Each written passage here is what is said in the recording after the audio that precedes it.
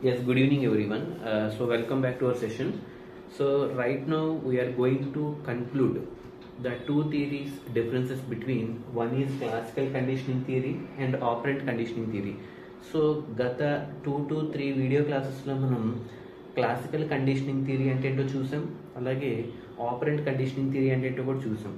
So ఇప్పుడు ఫైనల్గా classical conditioning థియరీకి operant conditioning థియరీకి ఉన్నటువంటి మెయిన్ డిఫరెన్సెస్ ఏంటి, అలాగే ఎగ్జామ్ పాయింట్ ఆఫ్ వ్యూలో ఒక క్విక్ రివిజన్ ఎలా గుర్తుపెట్టుకోవాలి అన్నది ఇప్పుడు మనం చూద్దాం అనమాట. So this is the concept that is related to subject of psychology which plays a very crucial role in the competitive exams like CTET, DSC or any other type of competitive examination. Okay, so finally classical conditioning theory ki operant conditioning theory ki the main differences ikkada meeku board మీద already display చేయడం జరిగింది.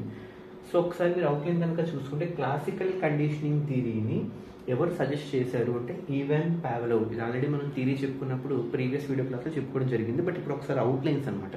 Classical conditioning theory అనేది even Pavlov అనే ఒక Russian scientist come psychologist suggest చేయడం జరిగింది.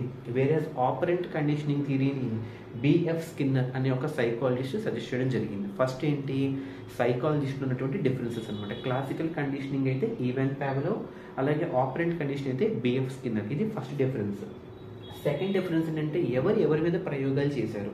For example even Pavlov ఎవరి మీద చేశారంటే డాగ్ మీద ఎక్స్పెరిమెంట్ చేశాడు అనమాట. ఓకే, అందుకే దాన్ని మనం సిఐడి అనే ఒక టెక్నిక్ చెప్పాం. సి అంటే క్లాసికల్ కండిషనింగ్ థియరీ, ఐ అంటే ఈవెన్ పావ్లోవ్, డి అంటే డాగ్.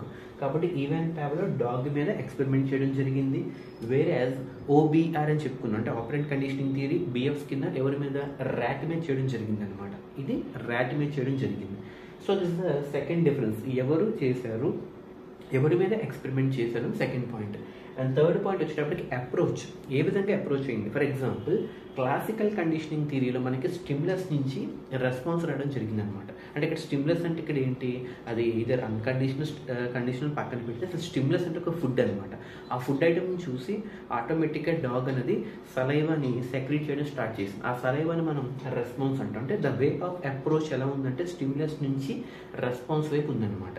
బట్ వేరే ఆపరెంట్ కండిషనింగ్లో ఫస్ట్ రెస్పాన్స్ అంటే ఆ లివర్ని ప్రెస్ చేస్తే రెస్పాన్స్ అయిన తర్వాత స్టిమ్యులస్ ఫుడ్ అనేది ఇవ్వడం జరిగింది అనమాట ర్యాట్కి. అంటే ఇది ఎస్ నుంచి ఆర్ అంటే స్టిమ్యులస్ నుంచి రెస్పాన్స్ అయితే అది రెస్పాన్స్ నుంచి స్టిమ్యులస్ అవుతుంది అనమాట. అంటే just opposite to classical conditioning. అంటే ఫస్ట్ది సైకాలజిస్ట్ పాయింట్ ఆఫ్ వ్యూలో డిఫరెన్స్, అలాగే సెకండ్ యానిమల్ పాయింట్ ఆఫ్ వ్యూలో డిఫరెన్స్, థర్డ్ది అప్రోచ్ పాయింట్ ఆఫ్ వ్యూలో డిఫరెన్స్, అండ్ ఫోర్త్ వన్ వాళ్ళ యొక్క కంట్రీ. ఈవెన్ పావ్లోవ్ ఏ కంట్రీకి సంబంధించిన వాడు అంటే రష్యా, అండ్ అలాగే బిఎఫ్ స్కిన్నర్ అమెరికన్ సైకాలజిస్ట్ అనమాట.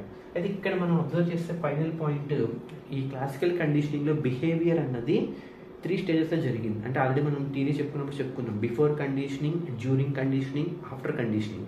మెయిన్ డిఫరెన్సెస్ ఎక్కడొక్కటి వస్తాయి. బిఫోర్ కండిషనింగ్ చేసేటప్పుడు అంటే బిఫోర్ కండిషనింగ్ దగ్గర అన్కండిషన్ స్టిమ్యులస్కి అన్కండిషన్ రెస్పాన్సే వస్తుంది. బట్ డ్యూరింగ్ కండిషనింగ్లో ఏం జరిగింది, కండిషన్ స్టిమ్యులస్ తీసుకొచ్చి అన్కండిషన్ స్టిమ్యులస్కి అసోసియేట్ చేస్తే అప్పుడు నెమ్మదిగా అన్కండిషన్ రెస్పాన్స్ వచ్చింది. అండ్ ఫైనల్గా ఆఫ్టర్ కండిషనింగ్ ఏం జరిగింది, కండిషన్ స్టిమ్యులస్ కాస్త కండిషన్ రెస్పాన్స్ కింద మారింది అనమాట. అంటే స్టిమ్యులస్ రెస్పాన్స్ మీదే కంప్లీట్ బిహేవియర్ అనేది ఉన్నది అని మనకు అర్థమవుతుంది అనమాట. బట్ వేరే ఇక్కడ ఆపరెంట్ కండిషనింగ్ థియరీలో బిహేవియర్ అన్నది రివార్డ్స్ ద్వారా కానీ పనిష్మెంట్స్ ద్వారా కానీ ఒక ఆర్గానిజం యొక్క బిహేవియర్ అనేది మారుతూ ఉంటుంది. అంటే రివార్డ్స్ ద్వారా కానీ పనిష్మెంట్స్ ద్వారా కానీ. రివార్డ్స్ ఎప్పుడు వస్తాయి, number of times reinforcement motivate అయితే తప్ప ఆ రివార్డ్స్ వస్తాయి. ఒకవేళ అది కాకుండా ఉంటే అది నెగిటివ్ అంటే పనిష్మెంట్స్లోకి దారితీస్తుంది అనమాట. Either it may be punishment are final it may be reward. Reward ద్వారా కానీ పనిష్మెంట్ ద్వారా కానీ ఒక బిహేవియర్లో కనుక మార్పు వస్తే అది ఆపరెంట్ కండిషనింగ్ థియరీ అంటాం అనమాట. ఇకపోతే ఫైనల్గా ఆపరెంట్ కండిషనింగ్ థియరీకి మరొక పేరు కూడా ఉంది. ఆ మరొక పేరే instrumental conditioning theory. Okay, so ఇవన్నీ కూడా మనం గుర్తుపెట్టుకోగలిగితే ఒక ఈజీగా ఒక క్విక్ లైన్, అంటే ఎవరైతే వీడియో క్లాస్ వినేంత టైం లేదు, మాకు అంత టైం ఉండదు అనుకుంటారు కొంతమంది, ఎందుకు క్లాస్ స్కిప్ చేసేద్దాం పర్లేదులే, బట్ అలాంటి వాళ్ళకి ఒక క్విక్ రివిజన్ లాగా అనమాట. అవుట్లైన్ చూడంగానే మనకి అర్థమయ్యేట్టుగా చెప్పాను అనమాట. So good evening, have a nice day, thank you, take care.